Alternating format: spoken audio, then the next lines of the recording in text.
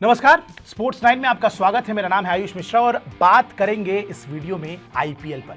जाहिर सी बात है, आईपीएल चल रहा है, 70 मुकाबले हो चुके हैं, लीग स्टेजेस खत्म हुए, उसके बाद प्लेऑफ की बारी आई, प्लेऑफ भी हो चुका और अब फाइनल एक मैच बचा है, यानी कि फाइनल मुकाबला।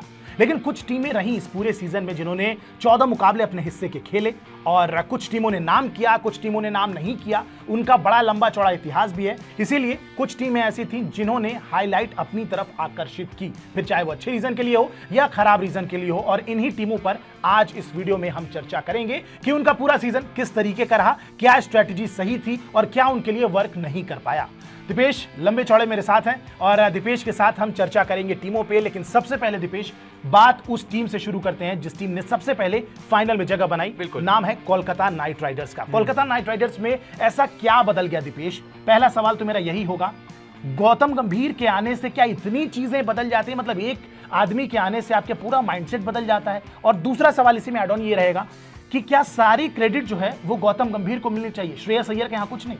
नहीं, ये क्रेडिट वाली बात देखो, खेल में ना, जहाँ आप एक टीम गेम खेल रहे हो जिसमें 11-12 खिलाड़ी हैं आपकी टीम में, एक पूरा स्क्वाड मिलके खेल रहा है, किसी चीज़ को अचीव करने की कोशिश कर रहा है, वहाँ किसी इकलौते खिलाड़ी को, मेंटोर को, कैप्टन को क्रेडिट देना ये इस देश में छोड़ना पड़ेगा। और सबसे बड़ी बात यह है, गौतम गंभीर खुद इसके अगेंस्ट में, हमने कई सालों से इसका उदाहरण देखा है, बताने की यहाँ ज़रूरत नहीं है कि मैं किस और बात कर रहा हूँ। लेकिन फिर भी आपने बहुत ही अच्छा सवाल पूछा कि क्या गौतम गंभीर ही इसके लिए बहुत हद तक जिम्मेदार हैं? तो बिल्कुल, क्योंकि खेल में आपका क्या होता है ना, मेनली जो सारी बात होती है ना, वो मेंटेलिटी की होती है। वो एक जो कहीं ना कहीं आप में वो कर गुजरने की जो क्षमता होती है उस पर होती है। पोटेंशियल सबके पास है, 10 टीमों में से कोई भी आप एक टीम निकाल के ना यहाँ बता नहीं सकते कि ये टीम ऐसी थी जो बहुत खराब थी या शुरू से इसके प्लेयर्स आप देखोगे बड़ी बेकार है। आरसीबी की अगर हम आगे बात करेंगे तो आप एक बात देखिए, हार रही थी, 10वें नंबर पर थी, उसके बाद से मेंटेलिटी की वजह से ही प्ले ऑफ तक पहुंच गई, सबको पीछे करते हुए। सेम केकेआर के साथ है, पिछले सीजन तक इस टीम का कोई बहुत बड़ा नाम नहीं था, कोई बहुत अच्छा प्रदर्शन नहीं था, 10वें नंबर पे खत्म किया था, कैप्टन भी वही था, सब कुछ वही था, सब कुछ वैसे ही चलता आ रहा था। लेकिन आते हैं गौतम गंभीर इस टीम के साथ और मेंटेलिटी है जो है वो पूरी तरीके से बदल जाती है। क्या अलग है? मतलब गौतम गंभीर क्या नया लेके आ जाते हैं, मतलब जो बाकी लोग नहीं ले पाते? भाई खिलाड़ी वही, जीत मैनेजमेंट वही मंजूर नहीं है। मेरा जितना मानना है ना, जितना मैंने उनको इंटरव्यूज में सुना है, जितनी उनकी बातचीत सुनी है, उनको जीत से कम कुछ मंजूर नहीं है। और पर्सनल चीजों को वो साइड में रख के कोई भी काम करते हैं ना, उनके लिए कोई रिकॉर्ड मैटर करती। टीम फर्स्ट, हाँ, टीम फर्स्ट वो है भी। आप अपने देश के सबसे बड़े सुपरस्टार बल्लेबाज के से लड़ जा रहे हैं एक आईपीएल में एक अफगानिस्तान के प्लेयर के लिए, तो ये दिखाता है मतलब टीम फर्स्ट यूनिटी बना के रखते हैं, ये चीज हमने देखी। और खिलाड़ियों से सबसे जो महत्वपूर्ण चीज है गौतम गंभीर के साथ वो ये है कि उनका बेस्ट निकलवाना जानते हैं। और शायद केकेआर की टीम इसीलिए आज इतना ऊपर है। बेस्ट निकलवाने के लिए मैं सबसे बड़ा एग्जांपल आपको दे दूं, सुनील नरेन इसी टीम में इतने साल से गए तो नहीं थे, लेकिन कुछ नहीं कर पा रहे थे। अब बात आती है गौतम गंभीर आते हैं, वापस ओपनिंग की पोजीशन पर उनको भेजते हैं, वहां उनसे उनका बेस्ट निकलवाते हैं। फिल सॉल्ट कोई खरीद भी ना रहा था, बेस प्राइस पे खरीदा गया, केकेआर ने खूब उनका यूज किया, फाइनल तक पहुंच गई टीम। श्रेयस अय्यर, यही वही इंटेंट की बात आती है, लगातार थोड़ा सा फंबल कर रहे थे, अच्छा नहीं खेल पा रहे थे, लेकिन अब उनको भी देख लीजिए।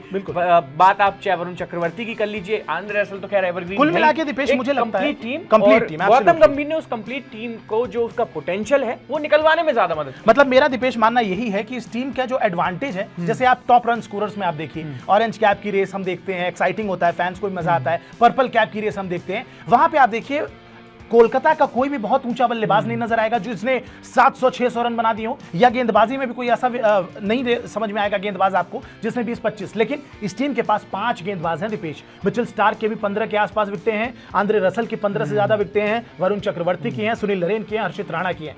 5 गेंदबाज जिन्होंने 15+ विकटें ली हैं, that makes you a good bowling unit. Again बल्लेबाजी में आते हैं, इस टीम के पास 500-700 रन वाले खिलाड़ी नहीं है, लेकिन सुनील नरेन है जो 500 के आसपास हैं, फिल सॉल्ट 500 के आसपास हैं, श्रेयस अय्यर ने भी 250-300 रन बना दिए, वेंकटेश अय्यर ने 250-300 बना दिए, अंगकृष्ण रघुवंशी को मौका मिला, उन्होंने भी बेसिक पारियां खेली अपने लेवल की। तो कहीं ना कहीं इस टीम ने जो सबसे अच्छा काम इस सीजन किया है, मुझे लगता है कि कंप्लीट टीम, हम बार बार क्यों कह रहे हैं कि हर खिलाड़ी को अपने रोल में क्लैरिटी दी है, और शायद गौतम गंभीर के आने से यही क्लियर हुआ है, क्योंकि खिलाड़ी यही थे, मैनेजमेंट यही था, लेकिन एक मेंटोर के आने से शायद खिलाड़ियों को अपना रोल बेहतर पता चल गया है। दिस इज माय वर्क, मुझे इस ओवर में ये काम करना है, मुझे इस समय पे गेंदबाजी करनी है। वो जब थॉट क्लैरिटी आपको आ जाती है, आप टू साइडेड नहीं होते हैं, तो शायद वो परफॉर्मेंसेस बिल्कुल नजर आती है। मतलब आप सोचिए दीपेश, 2 मैच इस टीम के रद्द हो गया बारिश की वजह से। बावजूद इसके 9 मैच टीम ने जीते हैं, 3 बार केवल पूरे सीजन में टीम को हार नसीब हुई है। मतलब दीपेश ने जो स्टार्टिंग में बात कही कि लेवल सबके निकलेंगे, लेकिन निकलेंगे उसी के जो खड़ा रहेगा। और दिक्कत यह है कि लेवल हर टीम के पास पोटेंशियल है, लेकिन ऊपर कौन जाएगा? जो कंसिस्टेंसी दिखाएगा, और कंसिस्टेंसी इस पूरे सीजन में कोलकाता की टीम ने दिखाई है। तो कमाल का सीजन रहा इस टीम का, और बिल्कुल इस टीम पे मतलब मैं तो इसको प्रबल दावेदार भी मान रहा हूं। इनफैक्ट फाइनल का एसआरएच से फाइनल होना है। अब बात दूसरे फाइनलिस्ट की कर लेते हैं दीपेश, एसआरएच पे आते हैं। 250 के ऊपर 3-3 बार रन जब बनाते हैं तो इतने बना देते हैं कि मतलब कोई पीछा ही नहीं कर सकता है। 6 ही ओवर में मुकाबला खत्म, आप पीछा ही करते रह जाते हैं। लेकिन जब रन नहीं बनते हैं और कुछ मार्की प्लेयर्स हैं, की प्लेयर्स हैं इस टीम में, अगर वो नहीं चले तो टीम बिल्कुल पूरी तरीके से धराशायी, पूरी फ्लॉप और एकदम से साधारण ऑर्डिनरी टीम नजर आने लगती है। तो मतलब ये एक कुछ खिलाड़ियों पे डिपेंडेंट रहना कितना फायदा देगा इस टीम को आगे चल के, और स्पेशली इस फाइनल को लुक आफ्टर करें तो। भाई इनकी कहानी वही है, चले तो चांद तक और ना चले तो शाम तक, वही वाला इनकी कहानी रही है। तो ये इनके साथ है थोड़ा सा। और see this is the major difference जहां आप बात करते हो पूरी टीम के एफर्ट की और इंडिविजुअल परफॉर्मेंसेस की, चाहे बात केकेआर की हो या फिर एसआरएच की हो। बहुत ज़्यादा नाम नहीं देखोगे ऑरेंज कैप की लिस्ट में टॉप करते हुए, या बहुत ज़्यादा एक बॉलर को डोमिनेट करते हुए नहीं देखोगे, जैसा मुंबई की टीम के साथ था, या फिर आरसीबी की तरफ से विराट हैं, रन ही रन बनाए जा रहे हैं। बिल्कुल, जब टीम परफॉर्म करेगी ना तो आपको ऑरेंज कैप की लिस्ट में उनके बहुत ज़्यादा बल्लेबाज नहीं दिखेंगे। छक्कों की लाइन में उनको बहुत ज़्यादा बल्लेबाजों के नाम आप नहीं देखोगे। बॉलिंग लाइन अपने आप पर्पल कैप की लिस्ट में बहुत ज़्यादा नाम देखोगे। उसके लिए मेरे पास एक बहुत बेहतरीन एग्जाम्पल है, थोड़ा बुरा लग जाएगा आपको लेकिन फिर भी देना बहुत जरूरी है। 2023 का वर्ल्ड कप ऑस्ट्रेलियन टीम ने जीता, ना तो कोई टॉप स्कोरर उनकी टीम का था। सबसे ज्यादा सिक्सेस रोहित शर्मा ने लगाए थे, if I am not wrong, catches KL Rahul ने पकड़े थे, और बॉलिंग में सबसे ज्यादा विकेटें मोहम्मद शमी के थे। टीम हमारी वहाँ बहुत शानदार खेलती थी, लेकिन ऑन द गिवन डे, जैसा आपने अभी कहा भी ना कि एसआरएच की बात है, चल गए तो सारे चल जाएंगे, 250-300 स्कोर कर देंगे, नहीं चलेंगे तो सारी टीम एक साथ फ्लॉप होती है। तो ये इनके साथ जो खेल है ना वो सारा है दिन का। अगर इनका दिन है तो भाई इनके सामने कोई पिच हो, कैसा ही ग्राउंड हो, कैसा ही मैदान हो, अब टीम अच्छी कितनी है, कंपैटिबल कितनी है, और कंडीशंस में पैट कमिंस ने इसको किस तरह ढाला। वहाँ भी हमने गौतम गंभीर की बात की, श्रेयस अय्यर की बात की, लेकिन यहाँ पैट कमिंस की बात क्यों होनी बहुत ज़रूरी है। अभी तक जितना डोमिनेट इस टीम ने किया था वो किया था बल्लेबाजी वाली पिचों पे। पहले बैटिंग करने आने वानखेड़े की विकेट मिल गई, राजीव गांधी स्टेडियम की विकेट मिल गई, प्रॉपर पाटा विकेट, बैटिंग विकेट गए दिल्ली के खिलाफ, बस अरुण जेटली। तो ये कौन भूल सकता है ये चीजें। और आरसीबी को उन्होंने मारा, मुंबई को उन्होंने मारा, जो सामने आता गया सब पे उन्होंने हमला बोला। लेकिन अब इनकी एक कमजोरी निकल के सामने आती है कि ये टीम भाई चेज करने में थोड़ी सी कमजोर है, या फिर अगर थोड़ा सा गेंदबाजों को मदद मिल जाए दूसरी टीम के तो इनसे बल्लेबाजी होती नहीं है। लेकिन अब आप देखो क्वालिफायर 2 राजस्थान के अगेंस्ट से खेले, स्पिन डिपार्टमेंट उनसे ज्यादा वीक, फास्ट बॉलिंग को इतनी ज्यादा स्ट्रॉन्ग नहीं जितना उनके पास ट्रेंट बोल्ट है, आवेश खान फॉर्म में थे, अश्विन हैं, युजवेंद्र चहल हैं, शर्मा है, बहुत अच्छी खासी लाइनअप है उनके पास। लेकिन फिर भी आपने पैट कमिंस ने यूज किया अभिषेक शर्मा को, शाहबाज नदीम का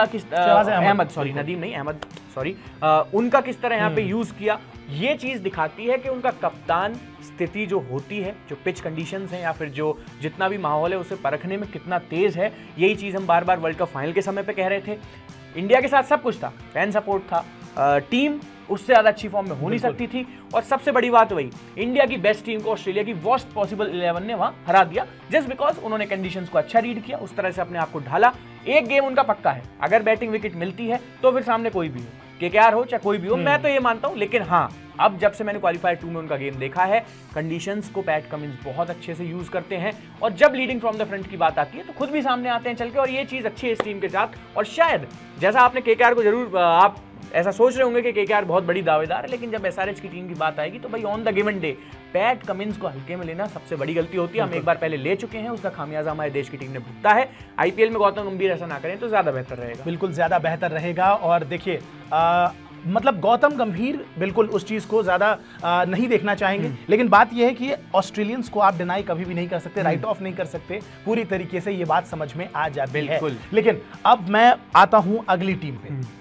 तो ये थी बात दूसरी फाइनलिस्ट यानी कि सनराइजर हैदराबाद की टीम थी। मतलब कमाल की दोनों टीमें रहीं जिनकी हमने बातें की, फाइनल में भी पहुंच चुकी है। लेकिन अब बात दीपेश एक और टीम की, उस टीम की जिसके लिए ये पूरा टूर्नामेंट ना 2 हिस्से का रहा, और एक डायलॉग था जो इस टीम का बहुत ज्यादा वायरल हुआ सोशल मीडिया पे, बहुत लोगों ने उसको फॉरवर्ड किया, शेयर किया। वो डायलॉग ये था कि भाई कभी कभी 1% चांस भी अगर आपका होता है ना तो वो 1% भी मोर देन इनफ होता है। ये डायलॉग था श्री 1008 विराट कोहली जी महाराज का।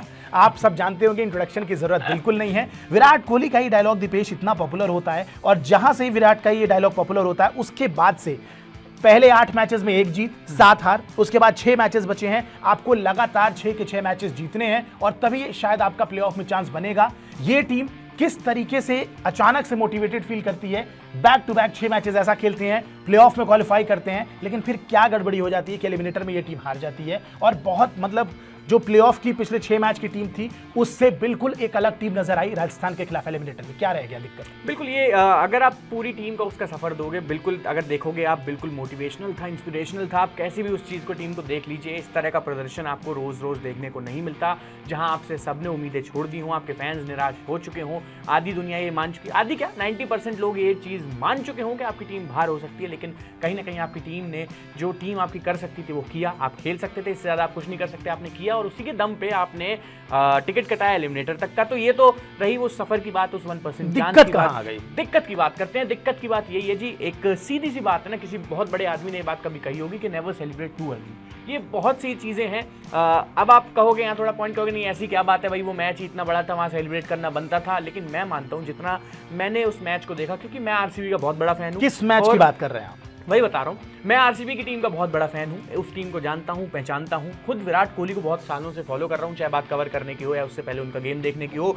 बात सिर्फ इतनी सी थी, जब सीएसके के अगेंस्ट उनका आखिरी मैच था, आखिरी लीग मैच अगर आप उसकी बात करोगे, वहां टीम ने सब झोंक दिया, इतना झोंक दिया कि टूर्नामेंट में आगे क्या होगा उन्हें उससे चीज़ से कोई मतलब नहीं। अगर वो क्वालिफाई हो जाएंगे तो उसके बाद उनके प्लान्स क्या रहेंगे, उन पे किस तरीके से खेलना है, वो चीज़ थोड़ी सी उन्होंने ध्यान में नहीं रखी। और जो कुछ करना था ना, जितना टूर्नामेंट था उस एक मैच में निकाल दिया। उससे पहले के 5 मैचेस जीते, लेकिन उससे पहले आप एक माहौल समझिए, भगवान बारिश ना हो, किसी तरह बारिश रुक जाए, मैच पूरा हो जाए, 20 ओवर का मैच हो जाए, आरसीबी जीत जाए, फैंस भी इंक्लूड थे, प्लेयर्स भी इंक्लूड थे, सारी चीजें आप एकदम से देखोगे कि हाँ भाई आरसीबी को जिता के किसी भी तरह एलिमिनेटर मैच में पहुंचना। फिर उस मैच मैदान का जो मैच था उसका बवाल अपनी तरफ आप देखोगे, उसमें सीएसके के पूर्व खिलाड़ी भी बहुत ज्यादा इंक्लूड थे। उसमें आप देखोगे कि आरसीबी के जो पूर्व खिलाड़ी थे वो भी, एक सिंगल मैच की बात कर रहा हूँ, ये लीग स्टेज का मैच है, ना तो कोई एलिमिनेटर है ना कोई फाइनल मैच है जिसमें इतना कुछ देखा जा रहा है। धोनी का आखिरी मैच हो सकता है, विराट धोनी को आखिरी बार आप खेलते हुए देख सकते हैं। वहां आरसीबी की टीम ने अपना जी जान लगा दिया, वहां थोड़ा सा एग्रेशन ओवर हो गया और मैं ये मानता हूं कि थोड़ा ओवर सेलिब्रेशन वहां हो गया। ऐसा माहौल इस तरह का क्रिएट किया गया कि ऐसा लग रहा है जैसे आरसीबी ने ट्रॉफी इस मैच के साथ ही जीत लिया, अब इसके आगे कोई प्लान नहीं है। ना मैंने सोशल मीडिया पे उसके बाद उस 1-2 दिन के बाद आरसीबी की इतनी बात सुनी कि अब आने वाले समय में एलिमिनेटर में क्या होगा। लोगों ने भी मान लिया, टीम ने भी कहीं ना कहीं मान लिया कि जब हम इतना बड़ा मिरेकल कर सकते हैं तो हमारे लिए एलिमिनेटर जैसी चीज क्या है, कुछ नहीं। और वो भी सामने राजस्थान रॉयल्स की टीम जो बहुत ज्यादा मतलब कहीं ना कहीं मोमेंटम उनके साथ लगातार वो हार रहे हैं, वो जीत नहीं रहे, इन्हें हराना हमारे लिए अब कोई बड़ी बात नहीं है। जो भी कहे ये की बात कहे भाई इस साल ट्रॉफी आरसीबी की, ऐसा नहीं होता। समटाइम्स जब आप बहुत ज़्यादा ओवर सेलिब्रेट कर लेते हैं, एग्रेशन बहुत ज़्यादा दिखा देते हैं, या फिर मान लेते हैं कि यही हमारा काम हो गया, इसके आगे तो जो भी चीज़ हमारे सामने आएगी हम करके दिखाएंगे।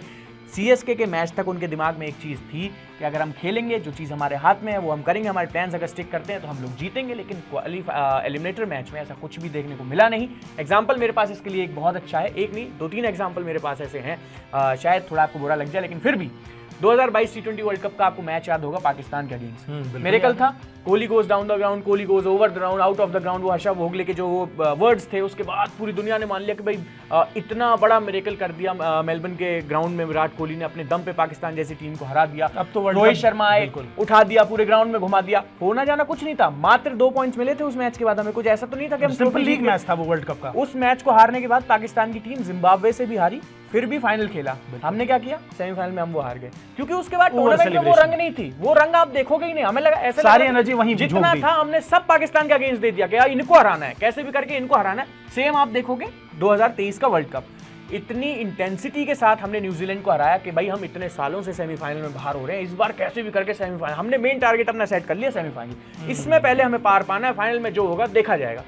फाइनल सेमीफाइनल में पूरी इंटेंसिटी लगा दी, शमी 7 विकेट ले लेते हैं, कोहली सेंचुरी कर देते हैं, श्रेयस अय्यर सेंचुरी कर देते हैं, सबने मारा, सबने मान लिया कि बस वर्ल्ड कप भारत का है। रोहित शर्मा ने मारा, शुभमन गिल ने मारा, सबने अपना काम किया। लेकिन जब बात आई फाइनल मैच की तो वहां प्लान्स किसके बैठे थे, ऑस्ट्रेलियन टीम के ऑन द गिवन डे। लगातार ये बात होती है कि इंडिया की सबसे बेस्ट टीम थी जो वर्ल्ड कप फाइनल हारी, और ऑस्ट्रेलिया की इतनी अच्छी टीम नहीं थी, उसने फिर भी हरा दिया। लेकिन फिर वही बात आती है प्लान्स की। ऑस्ट्रेलिया का निशाना था वो ट्रॉफी। ऑस्ट्रेलिया जीतना चाहती थी वो ट्रॉफी जो वो लगातार करते आए हैं इतने साल से, और हमारे पास क्या था, हमारे पास सिर्फ था एक सेमीफाइनल मैच जिसको हमने जीत के हम बहुत सालों के बाद फाइनल में पहुंचे थे 2011 के बाद। यही दिक्कत सिंपली, बड़ा सिंपल तरीके से मैं आपको समझा दूं कि यही दिक्कत हुई है आरसीबी की टीम के साथ। आपने इतना मान लिया सीएसके वाले मैच को कि हमने एक इतनी बड़ी टीम को फाइनल एलिमिनेटर में जाने से रोक लिया, प्लेऑफ में जाने से रोक लिया, हमने तो मिरेकल कर दिया, हम 1% चांस।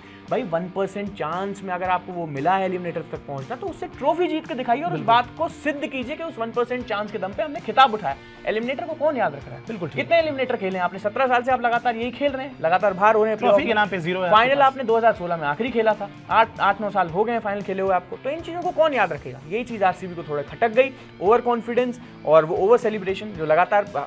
मैं कोई इस चीज़ के उसमें नहीं पढ़ूंगा कि सीएसके बेटर खेलती है, उसके पास 5 खिताब है जो उनके प्लेयर्स कर रहे हैं, this is not the standard, but still मैं भी ये बात मानता हूं कि इतना सेलिब्रेशन हो गया, मान लिया कि यही हमारा तो टूर्नामेंट है जी, जो कुछ अचीव करना, और तारीफ भी इसी चीज पे हो रही है। मैं नहीं समझता क्यों आरसीबी की इस चीज पर तारीफ हो रही है, होनी नहीं चाहिए इस चीज पे। बिल्कुल ठीक बात है, बिल्कुल एब्सोल्युटली, मतलब मैं भी इस बात को मानूंगा। 17 सीजन बीत गए, ट्रॉफी के नाम पे आपके पास शून्य है, और लेटेस्ट एग्जांपल भी आपको जो दिया जाता है वो 2016 का दिया जाता है। मतलब उस एग्जांपल को भी बहुत साल हो गए हैं, अब एटलीस्ट एग्जांपल ही नया ले आ दीजिए। ट्रॉफी भले ना जीतिए, कम से कम सीजन के फाइनल में पहुंचने की कोशिश करते। और देखिए बिल्कुल सही बात है, संघर्ष कोई नहीं याद रखता है, सबको सक्सेसफुल इंसान चाहिए, किसी को बना हुआ इंसान चाहिए, बनता हुआ इंसान किसी को पसंद नहीं आता है। और आरसीबी की हालत कुछ वैसी ही थी। मतलब इस संघर्ष का फायदा क्या हुआ? लगातार 6 मैच जीत के प्लेऑफ में 1% चांस को 100% बनाने का फायदा क्या हुआ? नंबर 10 से नंबर 4 पे पहुंचने का फायदा क्या हुआ? अगर आप एलिमिनेटर में हार गए, अगर ट्रॉफी जीतते तो शायद ये greatest comebacks of all time हो जाता क्रिकेट के इतिहास में।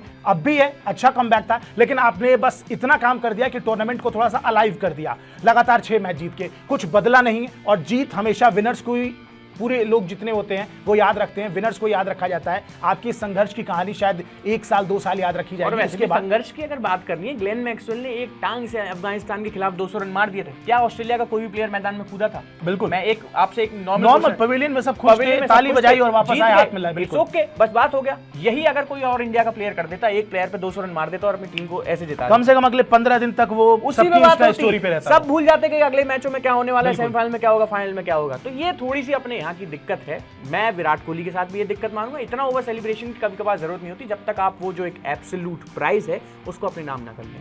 चलिए जी, बिल्कुल एब्सोल्यूट प्राइज है, लेकिन देखिए कमबैक तो कमाल का रहा था आरसीबी का, इस बात को आप मानेंगे। उसके लिए बनती है। और बिल्कुल जिस टीम को उन्होंने हराया, मतलब आखिरी लीग मैच, मतलब ऐसा लगा कि आईपीएल तो अब जाके असल मायनों में जिंदा हुआ है। जिस तरीके से सीएसके और आरसीबी के मैच की हाइप बनी, एकदम पिक्चर परफेक्ट, प्लेटफॉर्म सेट था, खिलाड़ी एकदम जोश में थे, और जिस टीम को हराया वो टीम बहुत बड़ी टीम है, 5 बार की चैंपियन टीम है, और अब बात उसी टीम की होगी, नाम है चेन्नई सुपर किंग्स। दीपेश, धोनी का आखिरी मैच, धोनी का आखिरी सीजन, धोनी के अराउंड इतना ज्यादा ये रिवॉल्व कर गई टीम कि मुझे लगता है कि टीम वो ट्रांजिशन फेज जिसमें शुरू हो रही थी गुजरना, कप्तान बदला, टीम के कुछ खिलाड़ियों को नई जिम्मेदारी दी गई, पुराने खिलाड़ी धीरे धीरे अब पीछे जा रहे हैं, नए खिलाड़ी उनकी जिम्मेदारियां ले रहे हैं। लेकिन जब एक ह्यूमन सेंट्रिक बातें आप करने लगे, धोनी के अराउंड ही पूरा टूर्नामेंट, हर मैच अराउंड घूमने लगे, तो शायद वहीं पे मात खा गई सीएसके की टीम। और मतलब बहुत कम सीजन हमने देखे हैं जहां पे केवल 2 सीजन ऐसा रहा है जहां ये टीम टॉप 4 में क्वालिफाई नहीं कर पाई है। ये जाके तीसरा सीजन था जब टॉप 4 में टीम क्वालिफाई नहीं कर पाई। अब क्या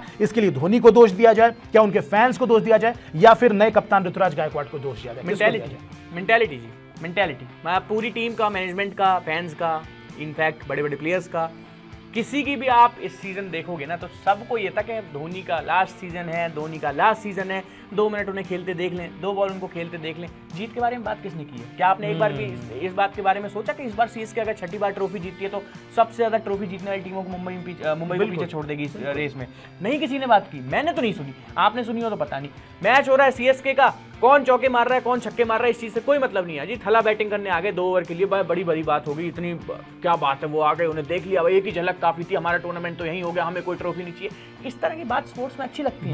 बिल्कुल। मैंने तो कभी नहीं सुना। At the end of the day आप उस ट्रॉफी के लिए खेल रहे हैं, आप थला के लिए थोड़ी खेल रहे हैं। बस वही बात है। अब ये तो वही बात होगी कि अरे एक बार लियोनेल मेसी को खेलते देख लिया, बस वही बहुत है हमारे लिए, तो इससे ज्यादा बड़ी कोई बात नहीं। जब तक अर्जेंटीना ने वर्ल्ड कप नहीं जीता था, पूरी दुनिया इस बात को मानती थी कि भाई Messi no doubt is one of the greatest players, लेकिन भाई जब तक ट्रॉफी आप नहीं लेके आएंगे ना, आप ग्रेटेस्ट ऑफ, आप गोट नहीं बनते हैं। गोट आप कैसे बनते हैं किसी भी गेम के? जब आप ट्रॉफी लेके आते हैं, और ट्रॉफी जब तक नहीं आएगी तब तक मेसी को भी शायद लोगों ने क्लैरिटी नहीं दी।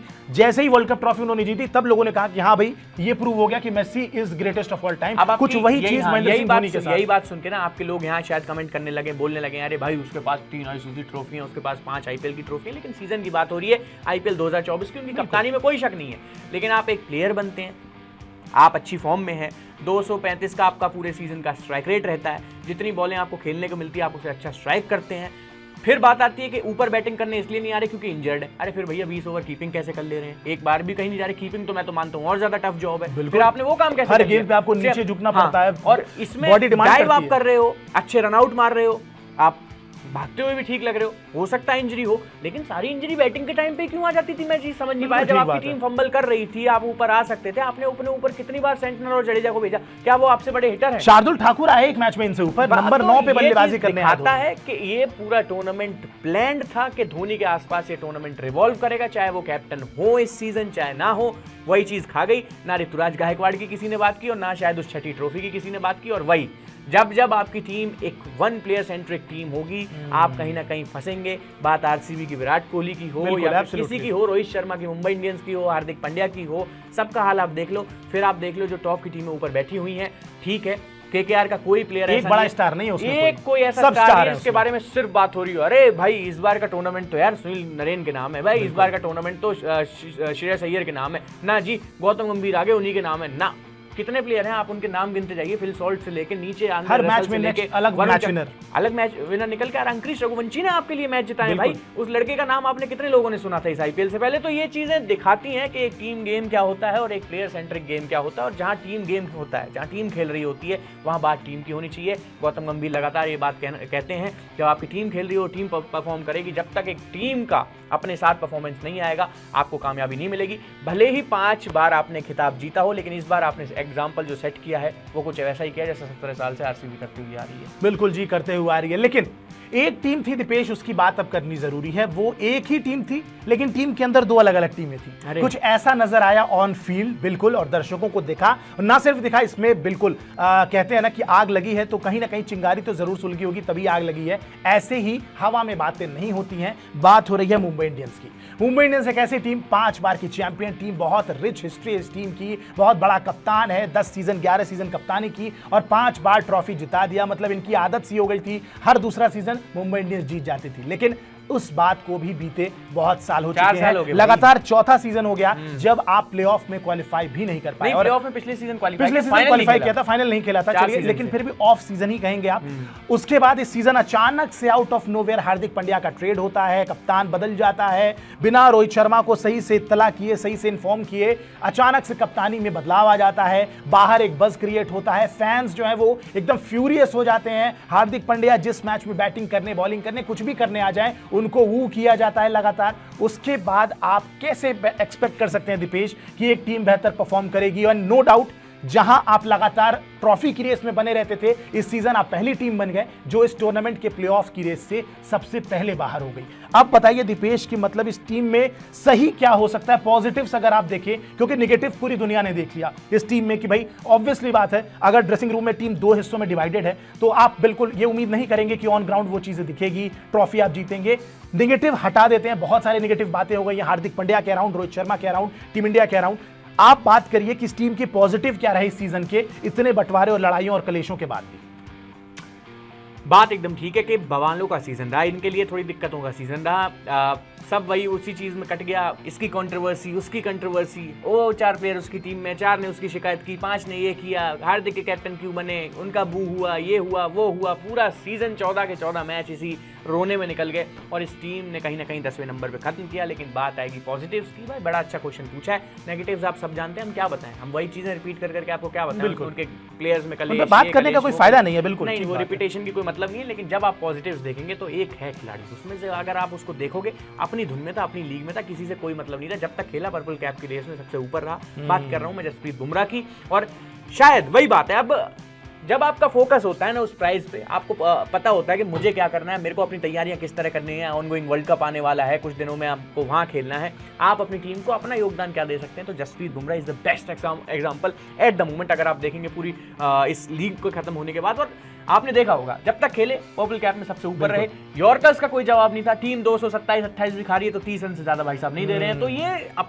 277 खाए थे, सॉरी 50 रन ज्यादा, वहां भी 30 से कम रन या 30-32 रन ही दिए थे, इससे ज्यादा नहीं दिए थे, उनको वहां भी कोई नहीं मार पाया था। तो ये चीज दिखाती है दुनिया बाहर में जाए, मेरे को उस चीज से कोई मतलब नहीं है, जो काम मुझे आता है मैं उसे अपने, शायद इसीलिए दुनिया के सबसे बेहतरीं, सबसे अलग गेंदबाज, जनरेशन के सबसे बेस्ट गेंदबाज, जब आप तीनों फॉर्मेट की बात करेंगे, सबसे फिट गेंदबाज, सबसे अच्छे गेंदबाज। और आप देखिए एक टीम है जहां लगातार रोने हो रहे हैं कि रोहित शर्मा ही होने चाहिए थे, एक टीम है जहां हार्दिक पांड्या के सपोर्ट में 4 लोग खड़े हैं लेकिन 40 लोगों ने गाली दे रहे हैं, स्टेडियम में उनको सपोर्ट नहीं मिल पा रहे, अपनी टीम के खिलाफ बू हो रही है, लेकिन एक प्लेयर आता है, अपना काम करता है, जितना बन पाता है, जितनी उसमें क्षमता थी, जो काम वो कर सकता था उसने करके दिखाया।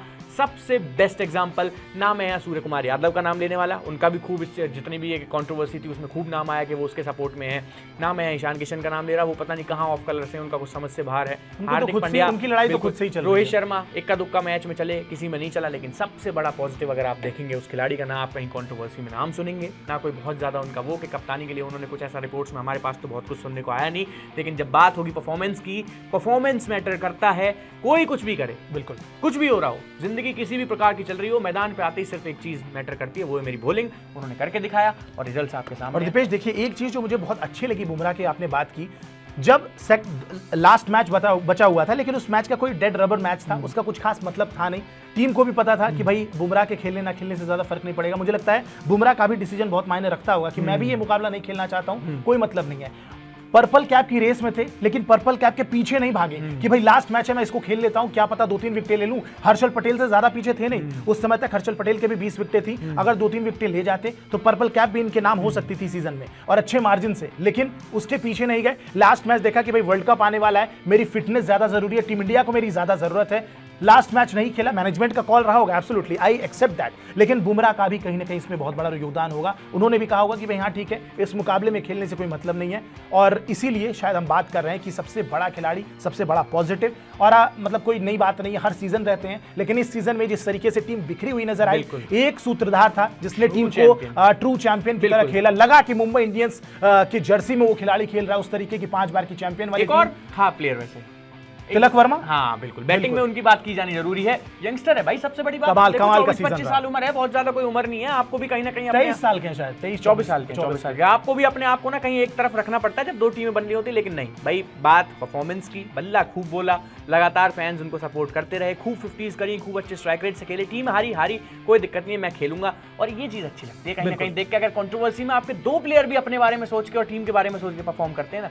तो वो चीज अच्छी होती है। तिलक वर्मा और जसप्रीत बुमराह ने खूब करके दिखाया, और मुझे लगता है कि ये जो परफॉर्मेंस तिलक वर्मा ने की है ना, शायद ये परफॉर्मेंस के बाद उन्होंने मजबूर किया है, क्योंकि देखिए अगले साल आईपीएल 2025 में ऑक्शन होना है, वो भी मेगा ऑक्शन, तो जो 5 रिटेंशन होंगी, और रिटेंशन ऑब्वियस सी बात है, आप देखिए उम्र को देख के करते हैं, फॉर्म को देख के करते हैं, तो वो 5 रिटेंशन में एक बहुत बड़ा नाम, मुझे लगता है मैं उनको कंटेंडर मान रहा हूं रिटेन करने वाला, बहुत बड़े लेफ्ट हैंडर है, मैच विनर है, मुझे लगता है लंबे समय तक सर्व कर सकते हैं, उम्र उनके साथ है, फॉर्म उनके साथ है, सब कुछ उनके साथ है। आईपीएल 2025 में इतने मैच्योर खिलाड़ी को बिल्कुल आप रिटेन करना चाहेंगे। हालांकि मुंबई इंडियंस में बहुत बड़े बड़े स्टार्स अब बन चुके हैं, लेकिन फिर भी एनीवेज देखते हैं कि क्या होता है आईपीएल 2025 के रिटेंशन में। लेकिन ये सीजन मुझे लगता है कि एक रिकॉर्ड भी बना, 10 हार अब तक नहीं आई थी। 2022 के सीजन में 10 मैचेस मुंबई की टीम हारी थी, और ये सीजन भी कहीं ना कहीं ऐसा ही था जो फैंस और टीम दोनों भूलना चाहेगी। नेक्स्ट ईयर से एक नई शुरुआत टीम करने की पूरी कोशिश करेगी। चलिए अगली टीम पे दीपेश बात करते हैं। मतलब एक ऐसी टीम थी जो अगर आप half time of the tournament की बात करें या फिर चलिए 10 मैचेस तक की बात करें,